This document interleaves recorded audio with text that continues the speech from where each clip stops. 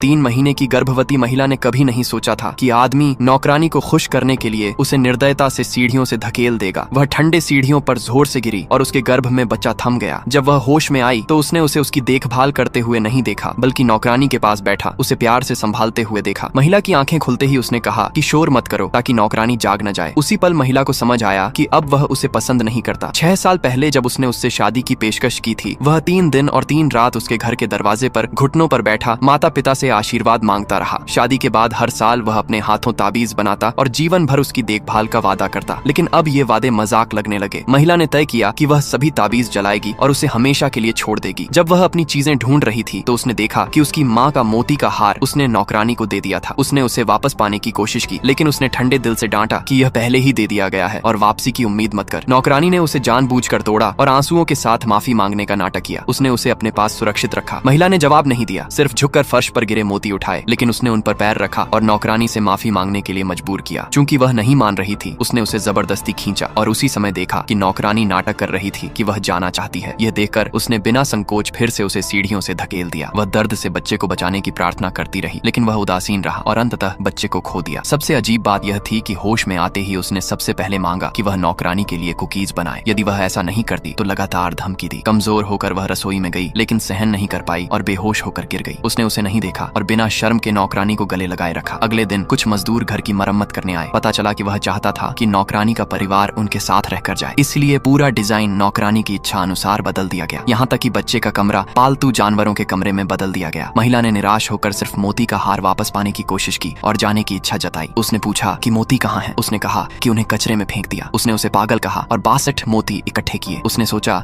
कि अब वह मुक्त हो जाएगी, लेकिन बाहर जाते समय उसने उसे रोक लिया। कहा कि उसकी दादी गंभीर हैं और वह उन्हें अंतिम बार देखना चाहता है। वह उसे कार में लेकर चली। दादी को देखकर वह दुख से रो पड़ी। उसने याद किया कि उसने हमेशा चेताया था कि वह झूठा आदमी है, लेकिन उसने उस पर विश्वास नहीं किया। दादी ने उसे देखकर सब समझ लिया। मरने से पहले कहा कि वह अपनी पुरानी मित्र के पोते को ढूंढे जो डॉक्टर है, वह उसकी मदद करेगा। इसके बाद दादी हमेशा के लिए चली गई। रोने से पहले ही वह आदमी कमरे में आया, ठंडा और निर्दय होकर कहा कि अब रोने की कोई जरूरत नहीं। उसे घर वापस खींच लाया और नौकरानी के माता पिता के सामने झूठ बोला कि वह विधुर है और महिला सिर्फ उसकी दोस्त है। उसने चुपचाप सहन किया, लेकिन जब उसने देखा कि वह अचानक अच्छा व्यवहार कर रहा है तो समझा कि वह उसे मारना चाहता है। उसने बाथरूम जाने की अनुमति मांगी और चुपचाप डॉक्टर को बुलाया। बताया कि आदमी उसे मारना चाहता है और मदद करने की प्रार्थना की। उसने दूध एक घूंट में पी लिया। 1 सेकंड बाद वह बेहोश हो गई। उसे गिरते देख उसने भयानक मुस्कान दिखाई।